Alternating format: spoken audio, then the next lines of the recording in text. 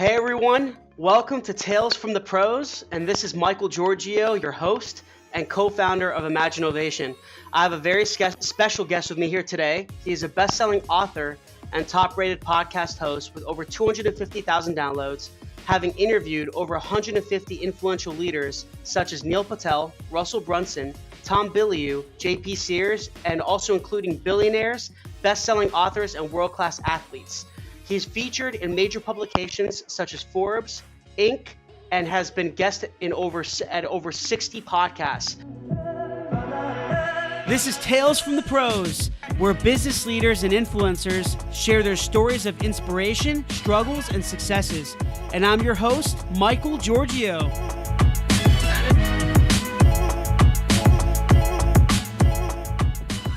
Please welcome Daniel Gefen. Daniel, I really appreciate being with me here today, man. Thank you so much. Woohoo! Hey, Michael, how you doing? I'm good, man. Good. Enjoying. I always. Go ahead. I was gonna say I always do that. Like the host's always like, "Whoa, that was crazy." I'm like, "Yeah, well, you got to wake up the audience. Sometimes they're listening to this on their morning commute and they're still half asleep, so I got to wake them up a little bit, And you know what's funny? You being a top podcaster yourself, you've interviewed some awesome people, and I'm sure you've had some awkward interviews. At least I've had, and at least in the beginning, I'll try to introduce somebody. Mm-hmm. And it's kind of like they'll say, "Yeah, I'm glad I'm here." It's like very quiet. I'm just like, all right, I have to kind of wake up the audience. Yeah, the worst is when you get the awkward silence. I'm like, "Michael, welcome to the show, and thanks for letting me pick your brain." Hi. Are you kidding me? Like I just gave you like a sick intro, and I just like the music was playing, and I got all excited, and the audience is like, people listening are like, yeah, and then it's just like this like silence followed by hi. Where'd the energy go, man? Yeah, no, I know. I've been there. I've been through that, man. I have. I've been through it. It's and you know what? It's a learning experience. You kind of have to deal because everyone has different personalities. Not everyone's outgoing and open like us, right? Because we're podcasters as well, so we kind of have to be passionate and open. But some people who are being interviewed, they don't know sometimes how to respond. They're so intelligent and so experienced and all this kind of stuff, but when they're being interviewed, they don't know how to respond, essentially. Kind of crazy. You know what it is? It's very interesting because I think you need to be a performer. I think that you've got to just learn how to perform. And this is really interesting because I would say I'm an introvert. Mm-hmm. And I never thought I was. I always thought I was an extrovert because, I'm loud and I'm outgoing. But really, I love being alone, and I like just being on my own, just being with myself. But why do I become extroverted? Why do I come out of myself? Why do I perform? And the reason why is because ultimately what I found in life is that if you want to get somewhere, you've got to put yourself out there. If you want to be heard, you've got to perform. You got to get out and raise your voice a little bit. Otherwise, nobody's going to hear you. Nobody's going to know who you are and the message that you want to give over. Yeah. No, that's so true, man. And Daniel, this kind of leads me into starting this episode with you is what really essentially got you into podcasting. Give us a little background on your story and your journey. Sure. So about 4 years ago, I moved to Israel, and I kind of semi-retired. I had a successful business that I scaled up and basically outsourced a lot of the business. So I was pretty much not that involved in the business anymore. And I get a phone call out of the blue. It's someone who found out about me, and he was inviting me onto his podcast. And this was the first time I ever heard about a podcast. And I remember he said to me, "Daniel, would you like to be a guest on my podcast?" And I said, "What's that?" And he said, "Well, it's like radio, only it's online. People can listen to it on the go, and they can pause and rewind and forward. It's basically like YouTube is to TV. That's what podcasting is to radio." And I thought, wow, that sounds amazing. I'd never done anything like that before. And so I agreed, and I went on his show, and I literally like fell in love with the mic. Like it was just like I found that it was just so natural for me to just talk, and I shared my stories and my successes and my failures, and at the end of it, it felt like we were talking for like 10 minutes, and the host just wraps it up and says, "Well, that's the end of the hour." And I said, "You're kidding me? We were talking for an hour?" He said, "Yeah." I'm like, "Wow, that time flies," you know. I'm like, how many people were listening to it, right? Because I'm just talking to a mic, and he's not even there with me. He's on the other side of the world, right? I'm in Israel, he's in the US, so I don't even know who we're talking to. And he says, about 1,000 people, and like I almost fell off my chair because I've never spoken to 1,000 people before, ever. Right? The most people I probably spoke to was like, I don't know, 20 at a birthday party. You know what I mean? Like Yeah, it yeah. was crazy. So I'm like, 1,000 people? Are you kidding me? Like, where are they? And he starts listing me countries. He's like, "Well, I've got this much in America, and then Canada, and then England, and then I've got Russia and China and Japan." And I'm just like, "What? Wow. You're telling me that I was speaking to over 1,000 people all over the world, and I'm sitting here in my pajamas in Israel, like in my house? Like this is crazy." Was it And live? no, it wasn't live, but he was telling me what his average numbers were per episode. Okay. So at that point, that's when the bombshell dropped, and I realized, oh my goodness, this is huge. This is huge, because what I realized is that if you want to get in front of 100 people or 200 people, you've got to travel, book yourself in a hotel, you've got to get on stage, you got to take out at least 2 or 3 days out of your week, right? Here, you're literally, like I said, I was literally in my pajamas. I didn't go out of my house, Yeah. and I'm speaking to 1,000 people. That was the beginning of sort of my podcast career, and that's when I said, okay, I've got to do this. And so that's when I started my own show, and I started getting on other people's shows, and it just kind of blew up from there. So how did podcasting really lead you to new opportunities, such as I'm sure you've started other businesses, other companies, speaking, Mhm. being an author, and so on. How did podcasting give you that platform to do all these other things? Well, podcasting literally smashed down all the doors. Like, if I was to describe myself, 4 years ago, I would say, I was doing well, but I was in my little bubble. Like, nobody ever heard of me, right? I had a successful business. I was married with 3 children at the time. We now have five, since, Oh total, wow. not five, not five more. But yeah, total five. Lovely. Yeah, that's Um, great. and but I was in my little bubble. Like, no one really heard of me before, and I've always wanted to express myself. Ever since I was a little boy in school, I would get in trouble because I would always be the loudest one in the classroom, and I'd always Hmm. try to, like, get people's attention, so I'd be the class clown. And I actually got bullied for expressing myself, not just by the students, but also the teachers would bully me, literally. And I was emotionally abused growing up because I had this insatiable desire to express myself, and people just kept shutting me down. And I was so when bullied as I well. I was bullied in school as well. Yep. it's terrible. It Hmm. really is. It's horrific. And the thing is that you don't have. See, here's the thing. People think, oh, if you're physically bullied, so that's really bad because physically. But the truth is, I'll be honest with you. If I was physically bullied, at least you know people would sympathize, and they would say, "Oh my God, what happened?" And something would be done about it, right? You get a black and blue eye, it's that someone's going to get in trouble, right? The principal's going to be called. My parents are going to, say, "Hey, what's going on?" They're going to sort it out. Yeah. But because it was emotional abuse, you couldn't see it on the outside, and I never showed it, and so I So true. kept So it. true. You know what I'm saying? I kept it inside and I hid it. And the truth is, I just kept smiling and pretending to be jolly old Daniel because I didn't want people to know that I was suffering. So I was suffering alone inside. Um, so, fast forward to now the podcasting.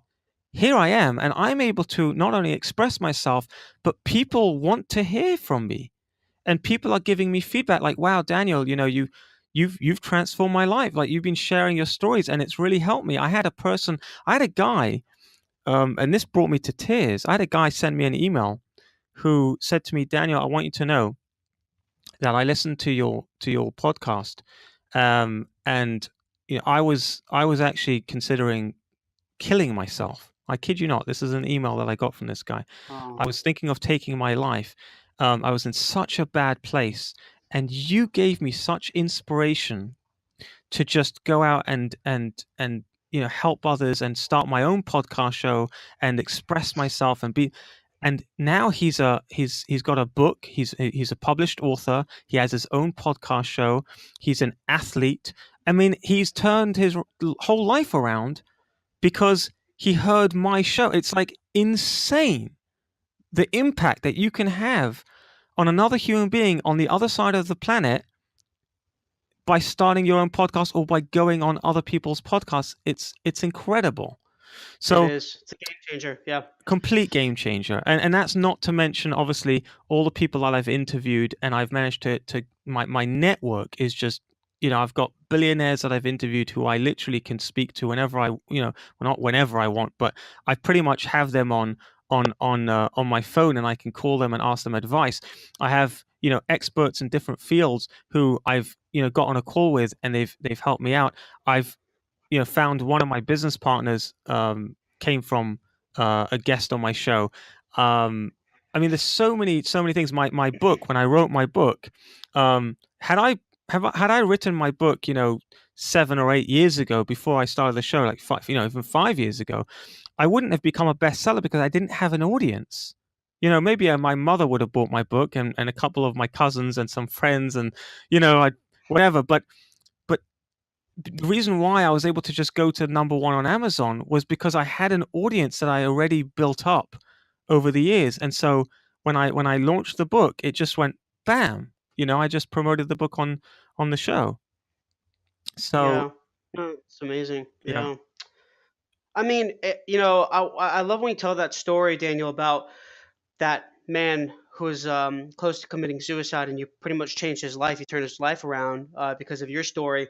And I had one. There was one thing I went through as well last year that I basically interviewed this guy. His name was Sean Stevenson. Do you know him? He was disabled. yes, He's yes. pretty big. Yeah. So he was. Oh, it was unbelievable. It was such a great interview. And I promoted the podcast afterwards, and I had some people that I do a lot of salsa dancing. I'm a salsa dancer. Mm, I love Latin dancing and all that. So I know a lot of people in this community around here in Raleigh, Durham, in North Carolina. It's a huge Latin salsa community here, and there was a lady that called me, and she said to me, Michael, I just want to let you know that I listened to the podcast between you and Sean, and it completely brightened up my day. And I went and showed the podcast to 40 realtors. She was speaking at some event in Charlotte, like a few hours away from Raleigh, hmm and she's like a very successful real estate agent.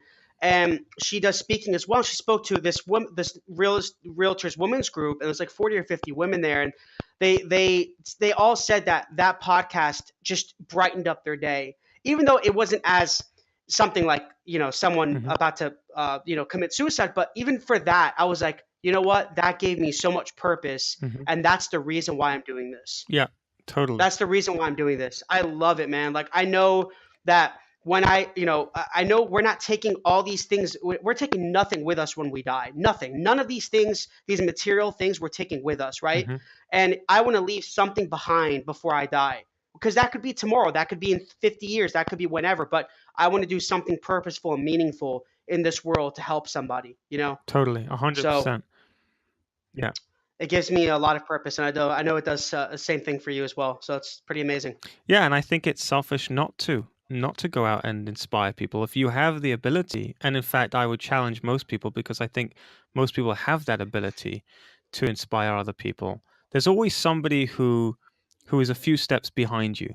That's the thing that, one of the breakthrough moments I had was when I realized that you don't need to be like a celebrity, or you don't need to be like a Tony Robbins or a Grant Cardone or an Oprah Winfrey to inspire people. You just need to have been where someone was before and come out of it to be able to inspire. You only need to be a few steps ahead of them, you know and and there's and that's we justify and we make excuses for not, putting ourselves out there. But really, it's just coming from a place of fear. We're just scared. We're scared to put ourselves out there, and I actually think Yeah. it's selfish because you're given a God-given gift, and you're here to be able to inspire other people, to be able to help other people in this world. Yeah, and I completely agree, and I feel the same way about starting a business because I'll tell you, I deal with startups all the time in my tech company, and I'll tell you this that a lot of people, and I think Mark Zuckerberg, he had a video about this lately or something that you don't in order for you to start a business, you don't have to have the next Facebook or the next Twitter or the next Uber. You don't have to have that to have a successful business and be happy. You don't need, Hmm. you can have, I always tell people this, that you can open up your own pizza shop with a unique process on how you treat customers or something that's different, essentially, something that differentiates you. And you're an entrepreneur. You're starting something from nothing. Even if it's a pizza shop, you can be super successful. There's a billion pizza stores, pizza shops out there, right? I mean, so that doesn't make you different, but it's not always about being different. And I think that's the problem nowadays is that we all have these crazy high expectations, and we're trying to be so different and trying to have the next best thing because of this media. We're getting all this media pressure, and Hmm. we feel, oh, to be the next Mark Zuckerberg or Tony Robbins, like you said, or Gary Vaynerchuk, you have to be super. You have to have this crazy different personality, or you have to have this crazy different idea to put into fruition to be successful, and that's not true. And it's the same Hmm. thing with inspiring people, right? You don't need to be lucky or to be these other kinds of guys that you see out here, these like Grant Cardone or Tony Robbins to inspire people. You can be a regular person. You can help millions of lives. Hmm. So Yep. I love it. So kind of going back, Daniel, a little bit in regards to just podcasting in general, did you see before you started, did you see like there was a trend or a need in the market to start your own podcast? Or was it something, I know you talked a little bit about your story, but did you feel like there was something in the market in terms of branding yourself that podcasts were heavily in trend strategically? No, the truth is I had no idea what I was doing. That's the honest answer is I just fell in love with it because Yeah. I loved the fact that I could speak. And here's the thing, for people who are shy, people listening to this who, you're not, maybe you find it hard to get up on a stage or get in front of a camera. The beauty about podcasting is you don't need to be in front of a video. You don't even need to be in front of a single human being. I'm sitting here right now in my office. I'm in a room here, and I'm talking into a mic, and there's nobody here with me. I don't have to worry about how I look, how I'm dressed, if my hair is, the right way or whatever it is. Like, and if you're a Mhm. lady, your makeup is, and I don't have to think. I'm just talking. I'm literally just talking into a mic. So it's incredibly easy to be able to speak to hundreds, if not thousands of people all over the world. And you don't have to, like I say, don't have to get in front of a camera or get on a stage. And we're right at the beginning right now. Even though I started my podcast 4 years ago, I still think we're in the extremely early stages because there's a billion blogs out there, okay, but there's only 500,000 podcasts. Now 500,000 sounds like a lot, and it's a decent amount. I mean, 500,000 podcasts is a nice amount, but it's nothing compared to Mhm. how many blogs there are. There's a billion blogs, right? So it's only going to get bigger. It's only going to get bigger, and the audience is going to get bigger. Right now, there's about 70 million Americans listening to podcasts a month. Again, that's an incredible number, but it's Oh yeah. nothing. It's nothing compared to, what it's going to be in a year from now, 2 years from now, 3 years from now. It's only going to go up. Now is the time to get into the podcasting space. And I'll tell you something else, especially as a guest, being a guest on podcasts. Um, right now, it doesn't cost anything. All right, I'm coming on your show. Did you charge me anything to be on your show? No. No. Now, what's crazy is if I said, Michael, I want to put an ad on your show, right? A 30-second ad. You would charge me for that, right? Because it's an ad. Mm-hmm. That's for 30 seconds. You're Yeah. giving me 30 minutes or 45 minutes of your audience's time. You're putting me in front of your audience that you've built up, that you've attracted, and I'm coming along and I'm taking 30 minutes or 45 minutes of your audience's attention, and you haven't charged me for that. That's insanity. It's craziness, right? But that's going to change. And in fact, it's already changing. Some of the top-rated podcasts right now, I know that John Lee Dumas, who Yes. runs the Entrepreneur on Fire podcast, you know how much he was, by the way, it was free to go on his show 6 months ago. 6 months ago, if you applied to get on his show, it was totally free. Now he charges $4,500 for a guest. Just to go on his show for 30 minutes, it's $4,500. Can you imagine? You should be Because he kicking. has such a large audience. Yeah, Yeah. but you should be kicking yourself because 6 months I ago you know. could have gone. So here's the thing. My message to people listening to this right now: don't wait another 6 months to start getting on podcasts, because what's going to happen is the trend is going to be that all podcast hosts are going to start charging. And even if it's a couple of $100, think about it. For every single podcast, a couple of $100, it adds up. Right now, it's 100% free to get on podcasts, right? Do you remember when pay-per-click Google ads was 10, Yes. 10 cents a click? You remember those days when it was 10 cents a click? Mm-hmm. Oh man, people are kicking themselves now because, oh my goodness, if I could buy ads for 10 cents a click, my goodness, I'd be a rich man today, right? Oh That's yeah. what Now it's so everybody expensive. That's what Oh yeah. everyone's saying. But now it's, for the keywords that for one of my companies, it's $15 a click. $15 a click.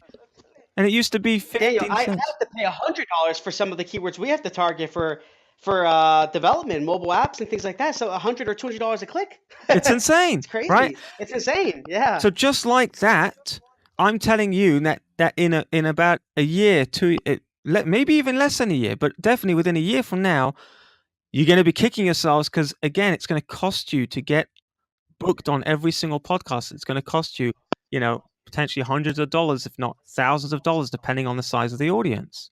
So right now, the market's open for you. And to add on to what you were saying about just anyone being on a guest on a show, is they Hmm. don't need to essentially I think there's a wrong stigma about just being guests on podcasts. You don't need to be super successful or wealthy or be an author or have a multi-million dollar company or what have you to Right. be on a show. You don't need to. It just depends on your niche, your market, who you're trying to, what you're Hmm. trying to reach, your goals, your purpose. And you can find other podcast hosts, right? Other podcasters that are looking for people like you. You could be you could be someone who's a fit, just a regular fitness coach at a YMCA or some Hmm. spa or whatever, some gym, a Gold's Gym, and you have 10 years experience. You may not be an entrepreneur, it doesn't matter, but you have experience. You have something. You have a story that someone else doesn't have. You can share that story on these podcasts.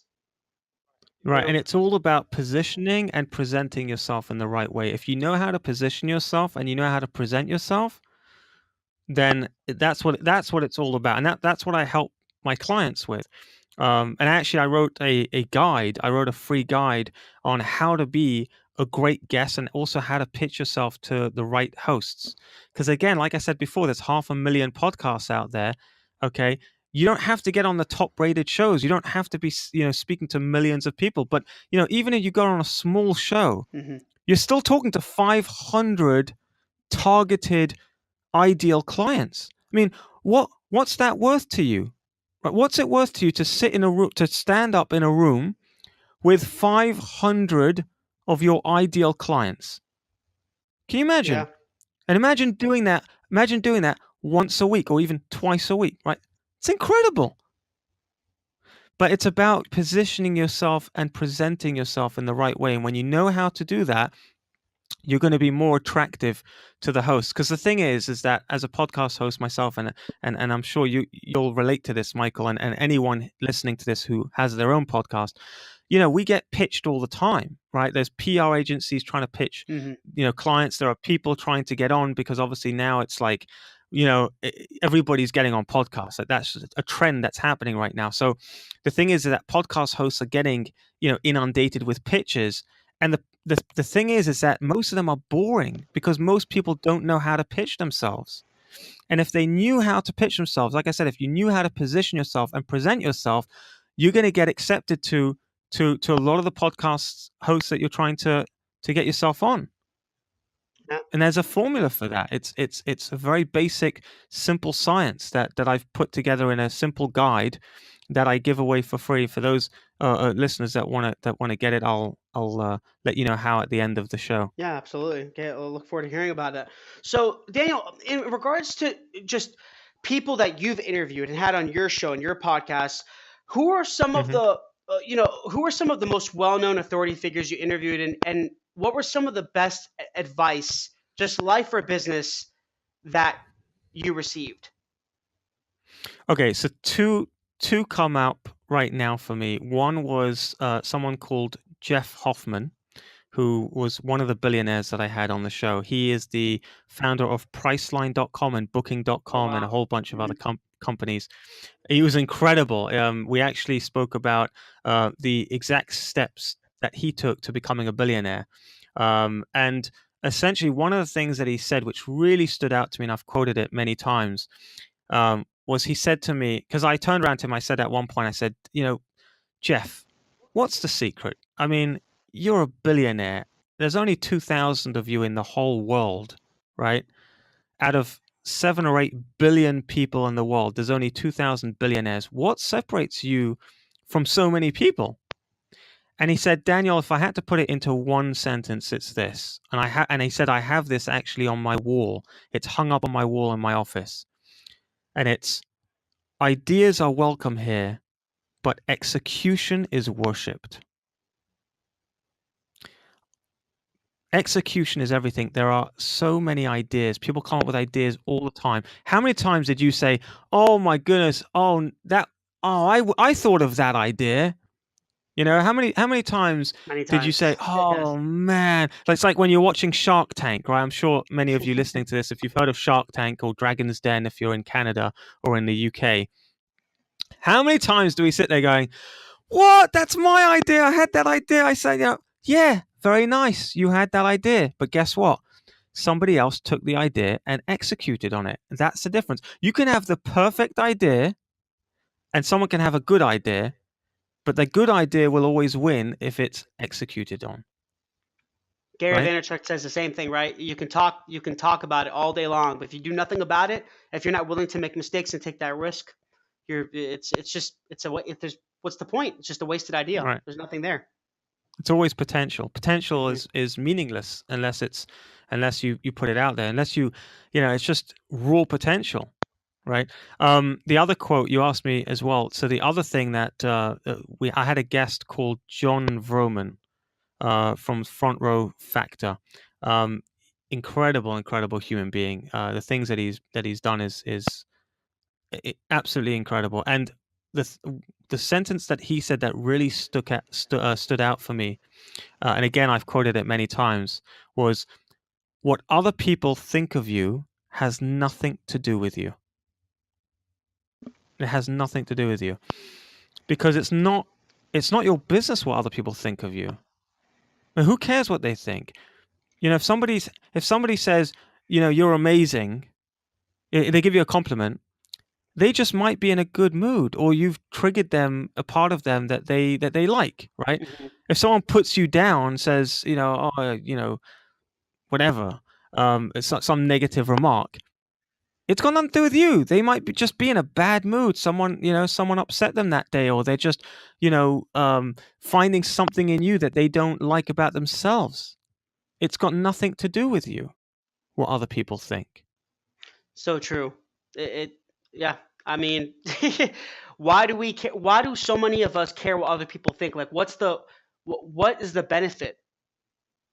What's the benefit if you think about it? I mean, I stopped caring what Yeah. people think a long time ago, but I used to care what people thought when I was younger, and it can lead to depression. It can lead to so many of these just negative things in your mind, but they're not you. Why are they going to dictate where you're going to go in your life? You know? Right, and you end up you're basically a puppet essentially. If you think about it, like if someone says something good and that puts you in a good mood, or someone says something negative and that puts you in a bad mood, in a bad state of mind, you're their puppet. You become their puppet. Literally, they've got you. They're holding the strings. They're pulling you this way, you go this way. They're pulling you that way, you go that way. Like, is that what I don't want to be a puppet. You know what I'm saying? So cut those strings off. Just you're not a puppet. You're not controlled by other people. Hmm. And some of these other people that you've interviewed are pretty amazing. I mean, Tom Bilyeu, I love Tom Bilyeu, and Yeah. JP Sears. There were probably some amazing interviews, huh? Oh, incredible! Yeah, these are JP Sears. I was like literally on the floor laughing. It was like really funny. And Tom's always been someone I've always wanted to speak to. And again, what's amazing about the podcast world is you get to speak to people that you wouldn't necessarily be able to get a conversation with them. Someone like Russell Brunson or Tom Bilyeu, for me to get a one-on-one conversation with them, I'd have to pay a lot of money, to get a one-on-one. Especially, I mean, Russell Brunson charges $10,000 to have lunch with him. Wow. Can you imagine? Can you imagine charging $10,000 for someone to buy you lunch? You know what I'm saying? It's crazy. And to get like an hour of his time on stage, he charges $250,000. $250,000. So I had him for an hour on my show for free. So essentially, I saved $250,000. Yeah, just because I had a podcast. Isn't that insane? It is. It is. But you're giving someone a platform, and that's key. When you give someone else a platform to stand on, then they're willing to give you their time. And was it? Well, I See, mean, the it must have problem been is, very difficult though to was it they because they have a vetting process too to be Mhm. interviewed, right? Or even not Yes. necessarily. Yeah, but then, well, look, at the end of the day, people get highly selective with their time, and they should be Yeah. because time is valuable, right?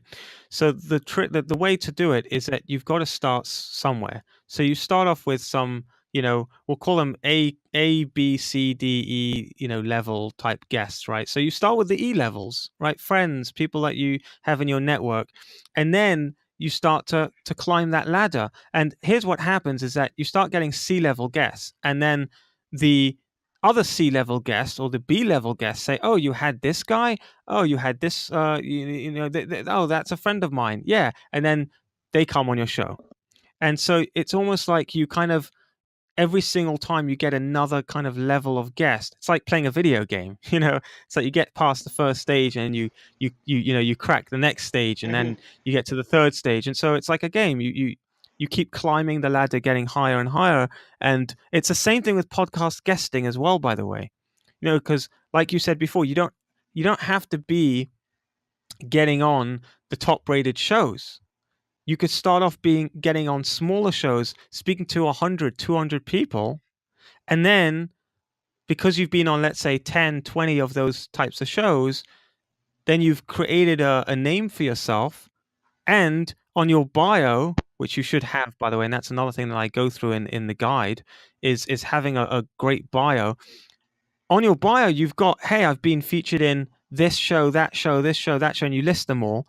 And then you start getting on bigger shows. So instead of now getting in front of 100 or 200 people, now you're getting in front of 500, 600, 700 people. Yeah. And then you keep climbing until you're speaking to thousands of people. It's like anything. You're building your portfolio. The stronger your Yeah. portfolio, you can leverage it, and you're gonna stop being on. You're gonna start to be guests on more top tier level Hmm. shows. And I'll tell you this though. Yeah. However, though, it does. I like what you said before, Daniel, about your approach. You mentioned approach a few times. So a lot of it is about your approach and positioning because. Yeah. I'll tell you, like for Tales from the Pros has been around a year and a half. It's a fairly new podcast. However, I believe it was my 10th guest. Might have been my no, it was my ninth episode. My ninth episode, I got Jay Bayer. My Hmm. ninth episode, and what I did to reach him is I went on Twitter. I had a good little pitch. I created an animated image of him, and to get his attention. And boom, he messaged me back within 1 hour. He says, private message. He says, Mike, I love your approach. Very honest, very authentic, very real. I would love to be on your show. Yep. Isn't that crazy? Yep. I mean, yeah, No, it's not crazy yeah. because Well, because yeah, when you show I'm saying, yeah, it's crazy, but yeah. it's not crazy because when you realize that people just want to see that you're putting in an effort. Hmm. Okay, because there's so many people nowadays that are so lazy with their messaging and the way that they just, it's they have a lazy approach. And when you have a lazy approach, people are not interested. But when you show that you actually care enough to spend a little bit of time, researching the person, whether it's a host that you want to get on their show or whether it's a guest that you want to get on your show, you're gonna stand out because most people are not doing that. Yeah. It's the same thing I teach my clients, is how to pitch a host. It's not the same boring templated email that everybody uses. It's not going to work. It's just not going to work. You've got to be unique. You've got to be creative. Same thing with your bio.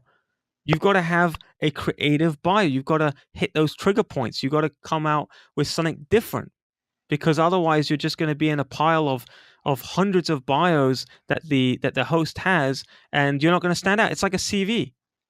Yeah, it's like a resume, Resume. Yeah. right? When you're writing a resume, if it's the same as everybody else and you sound dull and boring, no one wants to hire you. You've got to do things differently. Same thing with business, same thing with attracting clients. You've got to do things differently. You've got to market creatively.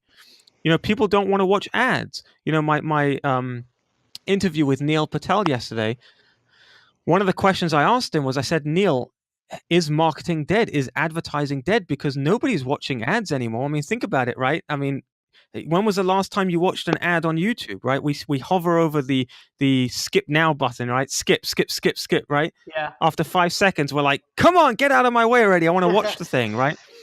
But the thing is, Neil surprised me. He said to me, no, Daniel, you're wrong. Advertising isn't dying. Boring advertising is dying. But think about those adverts that you've watched that were Like really Billie creative. Jean. Billie Jean. Yeah, exactly. Like Billie Jean Marketing. Why is he such a household name now? Why do people love watching his adverts? I mean, they're ads, for goodness sake. Because he realized something. He realized that people don't want to be interrupted by boring salesy ads. But guess what? If it's entertaining, then it's like watching an episode of Friends, or it's like watching an episode. I mean, think about the Super Bowl. People literally wait for the ads in the Super Bowl because they're so inspiring. They're like Hollywood movies, but in like 3 minutes. Do you know what I mean? Yeah. No, I know. Look at Nike's ads. Look at, Coca-Cola's ads. Look at those types of ads, and you'll see that they're doing it right. They're doing it they're not being lazy. They're getting creative. They're figuring out that people want to be entertained. They don't want to be interrupted with boring ads. They're thinking outside the box. They're thinking outside. And by the way, this also applies when you're a guest on a show. You go on someone's show and you just talk about your business, or you talk about what you can do for clients. You give them a sales pitch, and you're going to be boring. Nobody wants to hear that. Nobody wants to be sold to. Mm-hmm. Mm-hmm. But we love a good story, and we love to be entertained, and we want to be educated in an entertaining way and in an inspiring way. So if you know how to do in an authentic way, right? So if you know how to tell a good story, and you know how to entertain, and you know how to engage your audience on their level, then guess what's going to happen? You're going to sell them without selling them.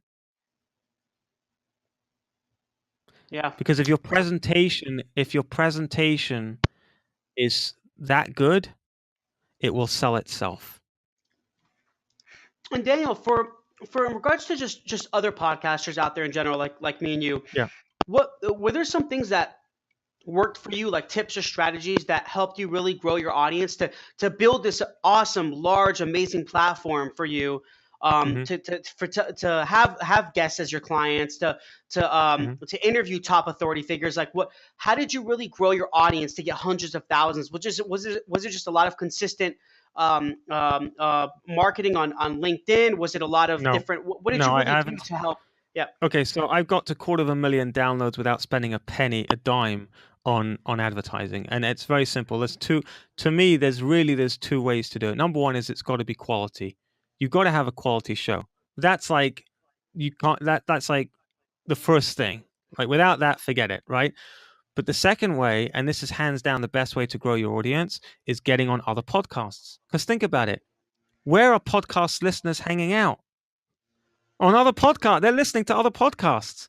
So yeah. if you've got a business podcast and you want to get more subscribers, you want to get more listeners to your show, then all you have to do is go on other business podcasts because people are listening to it and going. And then if they fall in love with you, right, and they relate to you and they love your story and they love your energy and they like your style, and then you say, hey, by the way, I have my own show and this is the name of my show, right? They go, oh, I want to listen to that, and they go and subscribe to your show. There's no better way. And again, like I said before, right now, it's totally free to do that. You just go on and the thing is also a lot of hosts are willing to do an exchange. So you can reach out to them and say, hey, by the way, I know you've got this show and I've got this show. I'd love to be a guest on yours, and I'm happy for you to be a guest on mine if it's a right fit, right? To me, that's the quickest way to grow your audience, your podcast audience. And once you have a certain amount of listeners, right, that's how iTunes can dictate whether you get on the top charts, right? Yeah, I mean, it all comes down to subscribers. So the more Yeah. subscribers you have, the higher ranked you get on iTunes. So you want to be encouraging people to subscribe. It's not enough for people just to listen. iTunes wants subscribers. And so you've got to encourage them to subscribe. You've got to just keep mentioning it. At the end of every show, you should just say, hey, guys, by the way, this is a free show.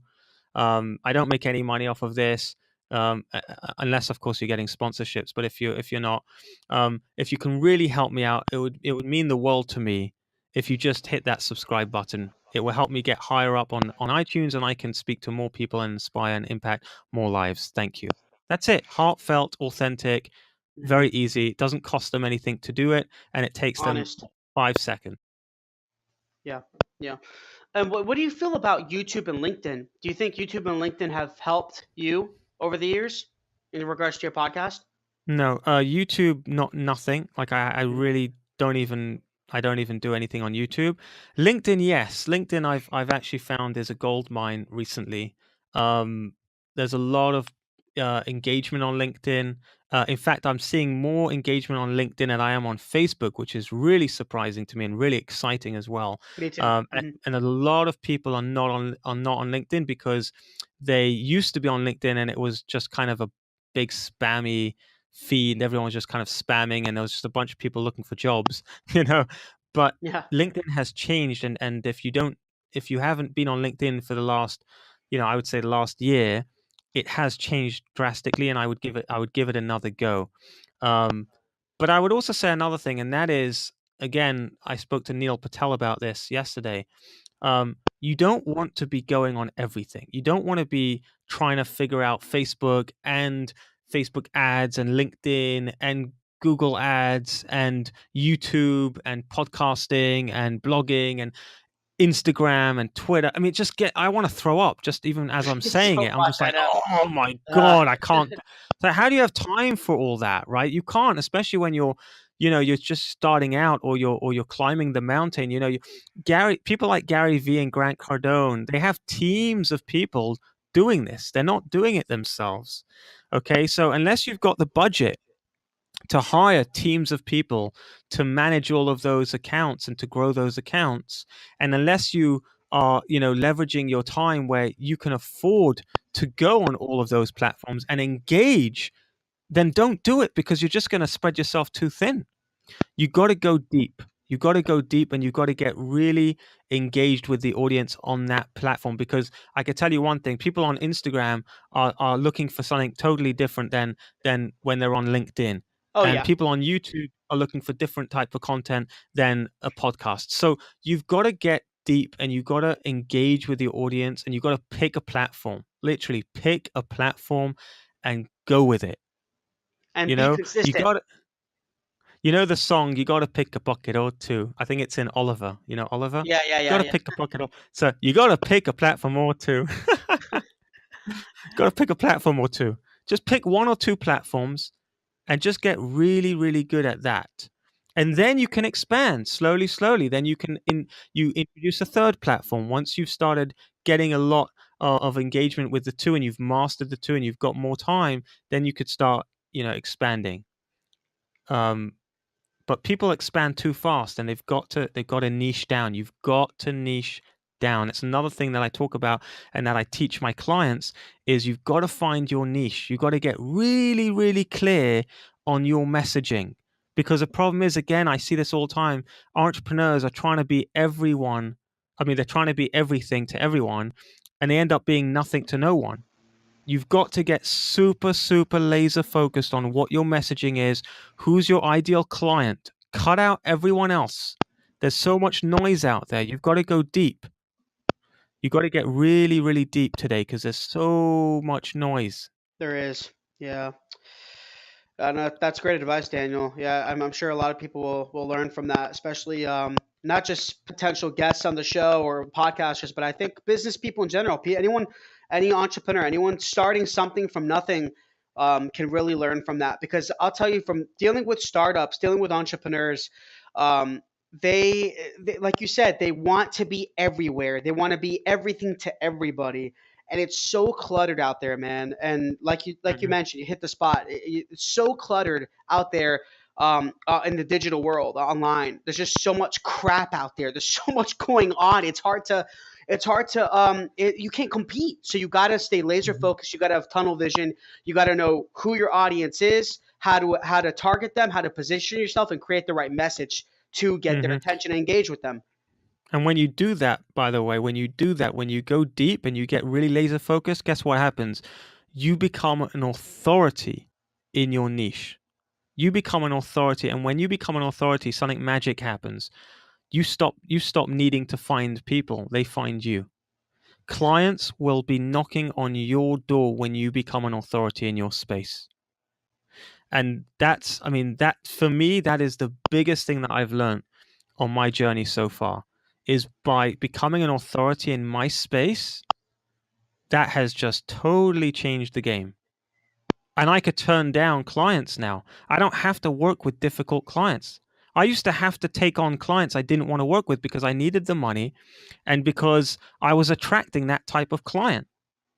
But when you become an authority and you get really clear on your messaging and really clear on what your value is and really clear on who your ideal client is, and you get really clear on the platform that you're going to go deep on, you don't need to accept everyone. You can get highly selective, and people will want to work with you because they see you as the authority in your space. Yeah, yeah, great advice. So Daniel, just to kind of close Thank things you. out here, I always ask interview every person I interview these last three questions. I call them the three hows. So how do you essentially define failure? How do you define entrepreneurship? And how do you define success? Interesting. Okay, failure. We'll start with that one. Failure is a total myth. There's no such thing. Um, so that's an easy answer. It's all in your head, and there's, let me ask you a question. Let's make this more interesting. I have a 2-year-old. Okay, I have an 11-year-old, an 8-year-old, a 6-year-old, a 2-year-old, and a 3-month-old. Okay, it's a mouthful.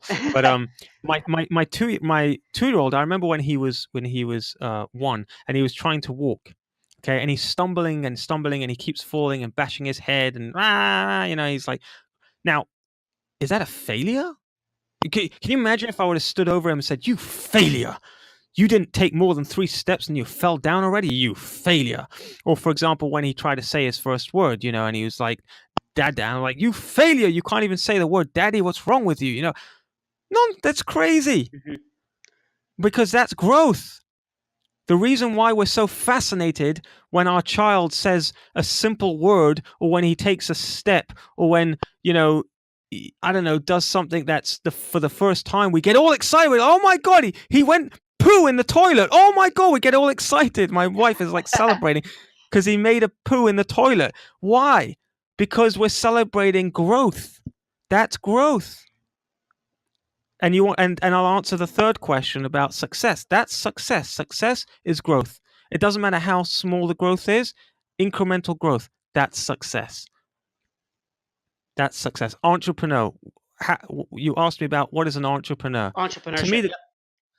To me, the definition of an entrepreneur is someone who cannot work for anyone else. That, for me, is the honest answer. It's not that you want to start your own business, because wanting is not enough. It's so hard to be on your own. It's so hard. There's so many challenges. I'm telling you, there's so many challenges being an entrepreneur. It's so lonely sometimes, and it's so difficult, and you don't know if you're going to pay the bills at times. It's just really, really difficult. But if you know that you're an entrepreneur when you just cannot work for someone else. You cannot, because it feels like a prison sentence. When I used to work for other people, I felt like I was in jail. And that's how I felt in school. When I was in school, I felt like I was doing a prison sentence. I felt like I couldn't express myself. I couldn't be creative. I was held back. I had to listen to things I didn't want to hear. I had to sit in a chair. I didn't want to be there. I was uncomfortable. I felt like I was in prison. And when I worked for someone else and I had to take a lunch break when they decided I needed to take a lunch break, and I could have to ask when I need to go to the bathroom, or if I want to take a break and I don't know, spend a couple of days with my wife and kids, or it's not on my own terms. I have to get permission from someone else. I can't do that. There are some people that can. A lot of people can, and they're very happy being an employee. But an entrepreneur cannot work for anyone else. They just, in their bones, they're just like in their heart and soul, need to go out on their own. And that's it. That's exactly how I was. There's no way I could. I felt locked up. I couldn't have someone tell me what I needed to do for that day. You Mhm. know, Yeah. there's no creativity. It's like, what am I doing here? What am I? Because Mhm. some of the jobs I had before my company, I was thinking like, okay, this is bloody miserable. Mhm. Yeah. This is miserable. This is not life. Like, what am I doing? I mean, and I'm not saying, like you said, some people are not like that, but for me, I couldn't do it. I just couldn't do Yep. it. Yeah. On my hardest days as an entrepreneur, when I'm having a tough day, and every now and again, you have those tough days, and sometimes Oh you have yeah. those tough weeks. The one thing that I tell myself that makes me feel better is, Daniel, imagine if you were working for someone else. And I'm like, okay, no, I'm fine. I can manage this. I can manage anything as long as I don't have to go and shackle myself up in an office somewhere and take orders from someone else. I'm happy. Like, I'll get through this. You know what I'm saying? So, And that's other great advice, Dan. What you just said right now, I love it. Is that you just said, like, when you're feeling down, you have these bad days, these bad weeks. We're all human beings. We're all gonna have tough days, tough weeks, tough months. mhm. But to get out of it is to have gratitude. Yep, totally. Have A- a- gratitude. Absolutely. There's so many times when I've been in a rut, and I do a shopping list in my head. I do a shopping list of all the things I'm grateful for. I'm married to a beautiful, wonderful lady who loves me for who I am, and I can't do anything wrong. She just literally, I don't know how or why. It's a bloody miracle that she's still married to me after 12 years. But just thinking of her and thinking of my 5 children, and the fact that they're healthy and that I'm healthy, and just being alive, being able to eat good food. I mean, if you can really focus on the simple things in life, it's just, you can't even. I mean, I think about my grandfather when times are really tough. I think about my grandfather, because my grandfather was a Holocaust survivor, and Mm, nobody can even imagine what well, hell he went through. You know, that's a whole different level of, people nowadays, they're worried about, oh, good, I don't have good Wi-Fi, the Wi-Fi connections, or my cell phone battery is low. Oh my goodness, what am I going to do? I can't believe it. My grandfather starved. I mean, he was beaten, he was shot, buried alive, he was hung twice. He watched his parents get shot in the head. He was uh, literally 5 years of absolute hell. He was 13 years old when he first went into the concentration camps. He came out when he was 18. All of his siblings murdered, his parents murdered. He was all alone. He didn't speak the language. He didn't have a penny to his name, not a dime, just the clothes on his back, and he rebuilt himself. He built himself up. And I mean, you know, just need to think about what he went through and the fact that he didn't give up on himself. And it's because of him that I'm alive today. Because if he would have given up, I wouldn't be here. Yeah. Yeah, we're living in a different era, man, and it's a lot of times we feel I even feel, oh man, I'm so spoiled compared to some of these other people. The way my parents grew up, or Hmm. we're so spoiled, and we have to. I mean, we are. A lot of us have so much, and we're not thankful. And you have to have gratitude and have thank God, like we're alive, we're healthy, we have opportunity, we have so much, and when you have gratitude and you think positive, life changes. It changes for the better. Yeah, So. totally. Cool. Well, Daniel, where can everyone find you, man? Okay, so I did promise earlier on in the show that I was You going to did, yes. tell them where they can go for the free. So it's a free guide, and it basically takes you through the journey that you need to take to become a great guest on shows, and also how to pitch hosts and how to get accepted on great podcasts. And you can go there and get it on podcastguestsuccess.com. So again, that's podcastguestsuccess.com. If they want to listen to my shows, I've got 2 podcasts. One of them is called Can I Pick Your Brain? And that's my weekly show where I interview, like you said, billionaires and athletes and New York Times bestselling authors. It's once a week, and it's called Can I Pick Your Brain?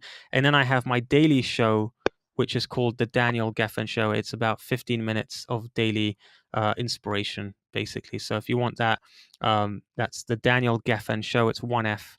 And thank you so much, Michael, for having me on. I really, really, really appreciate it. And thank you to all those who are still listening. I really appreciate you. No, I appreciate you, Daniel. Thank you so much for being a part of this podcast, sharing your story with us. I'm very thankful. You're a great guy, man. I know you're doing big things, so I can't wait to connect and to continue our relationship. So I really, really appreciate everything.